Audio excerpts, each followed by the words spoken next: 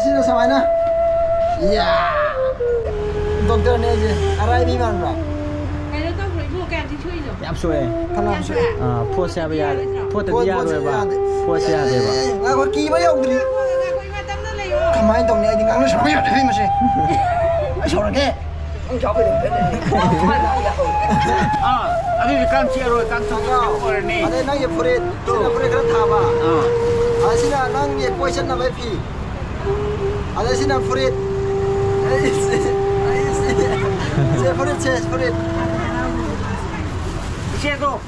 Hello guys, welcome back to my new video. Mayam mamang gi aina singam da leramba ima do mayam na abo kau hai ba ko edum abo kau jarage aduda aina ngasidi phiron pidune ba ko phiron je kamaina leibun hai kanda aina gp number hapsa bu aduda mi mayam paisa ka pi de ba ko lupa na ka ba yawi tara ka ba yawi yangkai ka ba yawi nimpu ka ba yawi sahum samri dari saunga ka ba yawi ko saunga de hemba de yawde adu mayam da ina list ama hapsa ge ta bune ba si youtube sida mayam da utsa ge ta bune aduga utke ta kan je kamain to ge ha kanda message hare ba ko ai gi de utpi ganu ai de ming pan birakanu haiba mayam am yawe aduna ai list hapsa dre ai sincerely paisa do khal leme ba ko si paisa lemi aduduna ima ge mathang ai ngasi ka tan loiba nate dana adu ju pizza ge adu ado to pa lai riba lambi sok da lai riba mayam ju ai dum aduna pi ne ba ko aina ka so oi roi ai gi chu pam de ba mayam na thabi ba paisa do aduduna ai hoje phiron laijare ba ko sigi phi je sina khara pa ba phi ne ba ko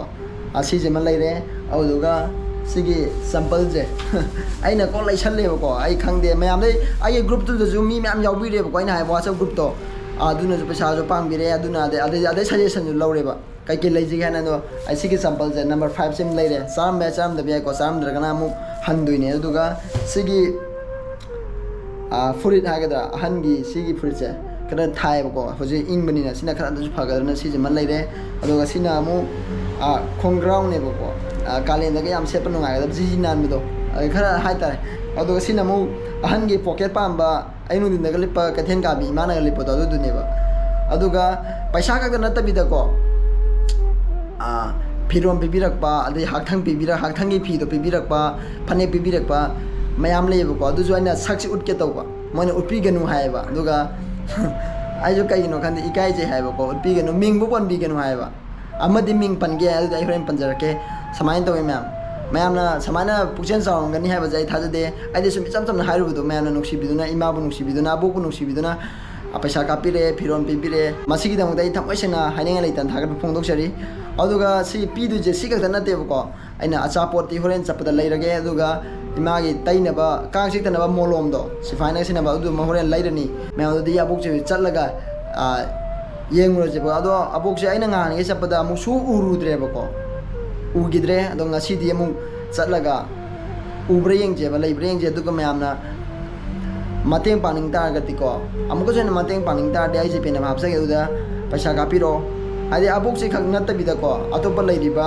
lambi sorok ta mi myam lai riba sida ko mateng pang je ba sugumba abukumba ipa gumba myam lambi sorok ta lai je moi gi di no mo gi charam dang ta na hona ba da yamna wajai na khalle ba ina aduga ko gi ole som da lai riba adi hospital da lai riba moi di why have di na te ba ko moi di jengjan binana ba kitang na ju adi myam na ju sarkar na ju punna mateng pangi me duga sugumba lambi sok da lai ji mateng ipang pang mo ubi de ko sarkar na ju pang mo ude aduna akhoi gi tarap tagi ko ai side tagi mayam gi side tagi ai whatsapp group da yawbi re ba mayam gi side tagi ko punna khoi tor mateng pang mina je ba ai sin da hai jage mayam nu sibida di kapi ram ko kapi rak tra ju ai di dum pang jane ba na isan thongju da ge mana pirak pane ba ko ma kansipu da ju lai hai swai da ju akhoi na lai je nak na re ado mayam mai ming di palanu ha ni palro mana pibire asa bokhar pirak pane asa ba sa thokre ko sa lam da na do aina mu leiraga pirane ba mangon ju aya ba lawre do ga hoje isan mayam khan maya ma di ming di pan de ya do ga sakti utke yadre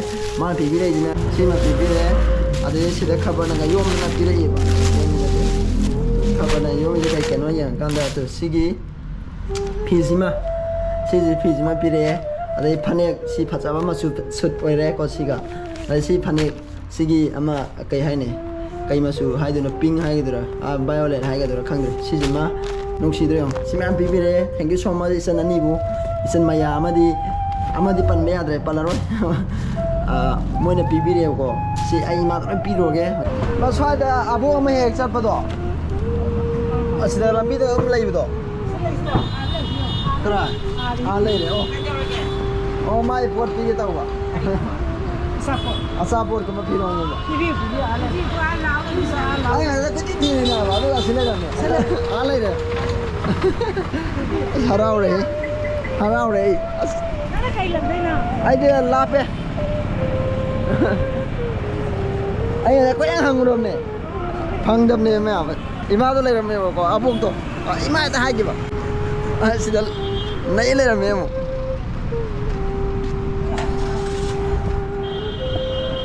이게 ꯂꯣꯏ ꯊꯣꯛꯑꯦꯅꯦ ꯀꯩꯗꯧꯔꯤꯅꯣ ꯁꯤ 이지나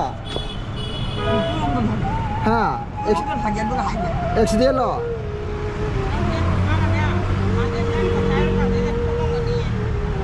ꯀꯔꯤ ꯆꯥꯏꯅꯣ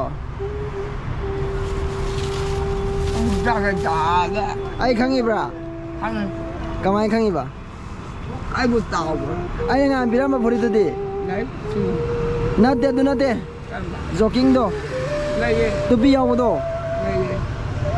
ꯁꯦ ꯅꯪꯒꯤꯅꯦ ꯁꯦ ꯀꯩꯀꯩꯅꯣ ꯌꯦꯡꯉꯣ ꯀꯣꯏꯊꯤ ꯊꯤꯔꯤꯅꯦ ꯉꯁꯥꯏꯗꯩ ꯉꯍꯥꯟꯈꯩꯁꯨ ꯐꯪꯗꯦ ꯀꯥꯏ ꯂꯩꯒꯦ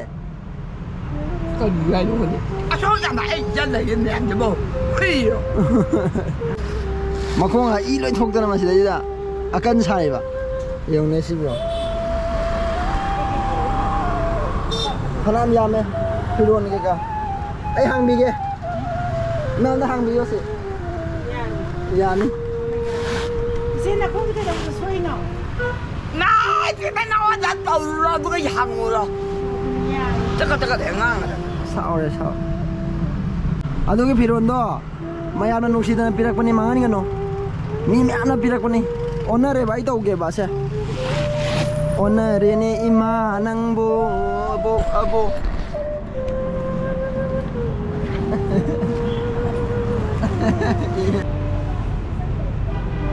하이드라보 kan lấy thật lo salam ra cái sao đây ngasi kìa quay tí thì mà đã xí đâu đấy hang mà đã mingon hang mà đã bazar đâu sao rồi ha anh 잘못도 오퍼레이션 정도 난 우대 바이든다 레이브 누이부 아무수 빨고 하이가다라 wow ya mày nên sẽ gà sẽ lời vì sinh lon la na cái đâu à 바이니는 itom na bay cái đâu à 이tom 뜻뜻이 미나 똑같은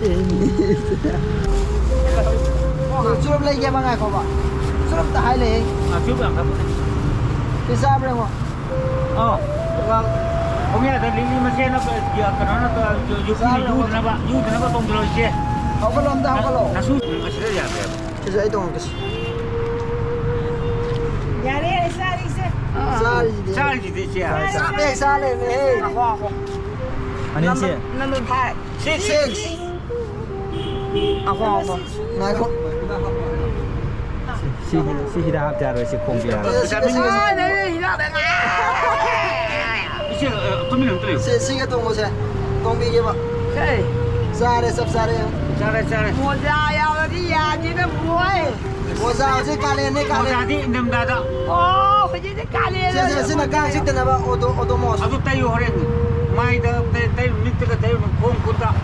야 생각은 어때? 용이야. 용만 되는 아야라. 안 나게 뭐니까 더 유잖아. xe ô tô mò xe ca chứ tên là 깡 찍잖아 보네. mai mình ta chân ta tay bây giờ có 와, 저런 애야. 죽을 위로해. 죽을 다 말아. xe Maya. mà đây xe này khang cao 아, 아주 깜치야로 깜짝 khang cao 놀라네. ở đây này phượt xe là phượt cái thả ba ở đây là năng nghiệp quay chân là mấy phi ở đây là phượt xe phượt 새도 가전타 먹고 ini ở đây dám nhau đi xe mình 나 수순을 내리지. 나 수순을 내리지. ở đây xe năng nghiệp xe phi 비 벗어벗어 ở 왔더니 đây xe 새. phát nè 이세기니. 아이는 나와서 뛰는 개 많은 거 같은 거. 이세기니 이세기니. 야 거제 세 신주 판에 실내 또 판에 줄래 또. 아저씨 나이 야 아hinga 속나 봐. 신주 시주 아hinga 속나 봐. 이세기 안 되네. 시콩 어디 다들 남 레이로게 제파 마 보여 와 암다 일 라이행 지나 마로나 마 아직 아직 양망 해야. 콩나. Panik kilo sana ma putri. Panik ani ni ni. 시 파자 브라 팜라 마수와 파자레 파자레 아시디 프레시디 팜드로 아, 전화 거의 뭐 너무 그 높게. 이 용등에다 남들 그다 저도 봐. 아시자루 까라가 오늘로이다. 아, 노홍어디 해영 홍도이다. 아주 콩기 엔니로 부자야 그다데 콩야. 아이제 마사르 바이다다 Mana. 구자위 아도니네 제 시디에 파자 브라 오 반대데 아니 하거든. 미 예. 예스 빨라. 아야야 섹시드라 섹시드라 식비제 아도 하우지제 아 간다 써자 하마스 나데 와, 저놈 나이자. Curup lagi. 들어 보니 내가. 저 달래 수로 비타 고달래 한데 파티 Sia. Curup tu. 한다 비스와스니 도 아이 미다 보다. 아도는 잔네 이제 거기. 히다 하푸르제 하바 와, 도가 라이더스 용가야. 나타네. 그만 동네 아고니 독터 주는데 나스나데 하이까바 아이바 독터라 자스로 아이바 나. 땀나 아이 제 닥터니네. 아이 차우라게 정말 좀 열었대가. 독터 자스 아들가 그놈아 나. 닥터 용다 레이들라 우들 아이 이제 샤벤나 너무 하다 이 너무. 누가 자해? 머리가 짜짜는 마음부터 그래 이제 라세 용무새. 마슬라 아이 라 로하미니 팝다가 치여드는 내가 그마이 누아이도 미 마야나 이만 옥시드나 파샤가 타락단 돌이네 아이몬다 세 맞아이 해 Sini yang boxi tu. 와우 야 맞아 이모이노가 말래 이모이노 이마 말래 아 이대로서 이모이노 이마 말래 한대 번째 박상아 소매 하다마다 소매 파자도 성하니 이제 아빠 믿는 잡히는 이제 눈발라 안 했어. 아, 나 이제 판이한다가 세상 자, 시시하게 아, 청아무도 빌어. 마상한 낙상가 마셋 게 하리네 청아무도 아이나 할. 세로 머리키니 일레다가 아, 이제 인데 너도 좀 세로 가지 헤이 아랑 번데 헤이 아한니 말씀을 드려 이제 마양 판다 이거 아, 나 수마야나 비행이세 나 살로르니나 왕고이데 맴 아이주 ଜ୍ଞ안 따드랭 하나 사람도 야드랭 하시 사울레라메 베양 사웨 나 어제 비다든 레루레 보고 독터 서시 야드레 봐 또 이빨 레트 시테레 마게 이거가 시테레게 고 스타토레이 이렇게 고 어떤 강우 하오나. 사대 잉니 잘 잉그네 이거 보세요 이렇게 땀날라 요새 처음에 오도록 liang ano ko 연는 ha bendes apo 하프야. 나만이 아니야 끝나고 그러고 nila tam na sa haram tu lang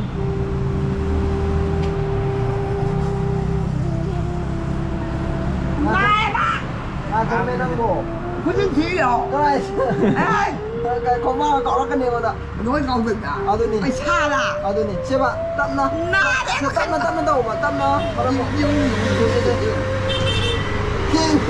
아이 따이야다. 세대요 때려 때려 마산 때려 그래서 이거 그다 보게 까이람 사오지고 사오노 이마에 사오 복세 되고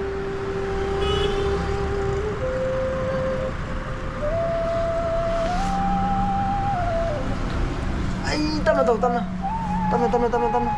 연는 보러. 보라게 세서 땀나 세라 무슨 거야? 달리네.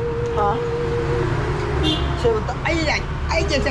이거 땀났다고 거리엔 다이도 어디 알아 얘 독터 내가 가이 독터 땀 때문에 나 강로 아이 독터 내가 라싱도 실라이 그래 난 뭐. tamna wari sabasu yade ai shorne ko sida la tu la sala singje sina samai thong da ba tamna ayo se yellow yellow rồi ando khong da na ka lo si je Chiro. ado di yong de Đâu ado yela ke ba Ai đó nào. koi ba I don't know ma ko yela ke ni ma abo nang bo to ri he ma 혼자서 저 창이 봐. Ăn nhọc. ai ko na ma dan thau da ma ba nói là ba đứa con đây đã em nói gặp đi gì Ê. I don't know. ko je pha le ba yat bi tong ne ya de ba si acha đó chi để bia rồi tăng tăng ai ko me nam em xôi gari thiên ở mày Doctor này vậy, doctor pass out đấy, ai cho nó bán đấy vậy. Doctor kalaga, Doctor. nong cái số nó là gì? doctor ne je arai bi man ba Cái đó tôi phải mua kèm thì chui rồi. em xôi thanam se phua xe bia phua tự bia rồi bà phua xe để bà na ko ki ba yong dri Mua cái quay mà tắm nó lấy mà. kamai tong ne ai ding ang so ya de ma se ai so ra ke Ông cháu cái đường này, thôi nó là hồi. Cái khen cà phê cái nít ta là thằng cà phê gì mà nít. ấy chả là Cặp gì? Cà phê nó. cặp ra đi cái Nó ba đi cái kẹt ra này thì không có đã. se hum Kala là ta sao vậy? ai na I don't know. ai do ini skal lo le ko ga se Yeah. Nó kia là nó ba con tuồng nghe. wa mi de na jo thoma me ye yen ge hai ma la chen gi ye pani ta khala ga Chứ mày chỉ vào đây. Hazaina mai đi wow ang paksai ni he imai moi no mali ni he aya quay thiệt rồi hey maya ba di na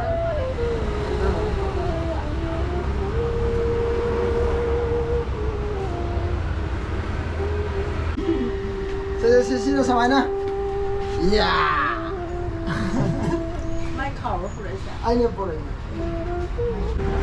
system zan na ne asuru na mai sa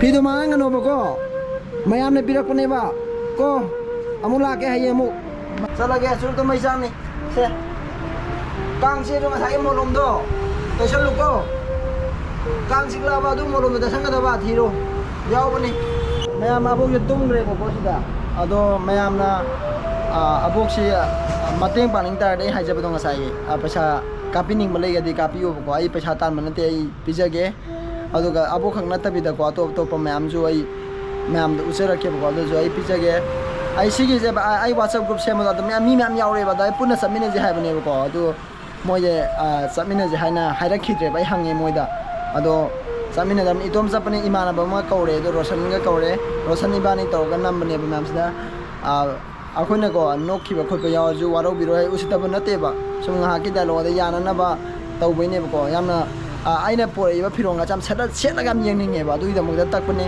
ado yadre ba ko ado mayam na ju pibire aina ju angam ba pire akhoi punna piminare hai tare duna ima ju phena phabore ju no haraga mam losh lage bye bye